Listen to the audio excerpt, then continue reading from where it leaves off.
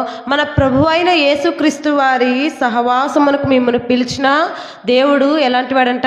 నమ్మదగిన వాడు. ఇప్పుడు దేవుడు మనల్ని పిలుస్తున్నాడు, అయ్యా నా సహవాసంలోనికి రండి, అమ్మా నా సహవాసంలోనికి రండి అని పిలిస్తే లోతు భార్య ఎక్కడికి వెళ్ళిపోయిందంట? ప్రభువు యొక్క సహవాసంలో ఉండకుండా, లేకపోతే అబ్రహాము కుటుంబంలో ఉన్నటువంటి ఆ సహవాసాన్ని విడిచిపెట్టి ఎక్కడికి వెళ్ళిందంట? ఆమె ఎక్కడికో తనకి ఇష్టమైనటువంటి ప్రదేశానికి వెళ్ళిపోయిందంట. దానివల్ల ఆమె ఎన్నో పరిణామాలు ఎదుర్కొంది, ఎన్నో నష్టాలు, ఎన్నో కష్టాలు, ఎన్నో అవమానాలు. చివరికి ఆమె జీవితం కూడా మధ్యలో అర్ధాంతరంగా ముగిసిపోయింది. ఎందుకు అంటే తనలో ఏం లేదు? సహవాసం లేదు. ప్రియ సహోదరి, మనం కూడా ఈ యొక్క సమయంలో ఏం నేర్చుకోవాలి అంటే సహవాసం కలిగి ఉండడం నేర్చుకోవాలి.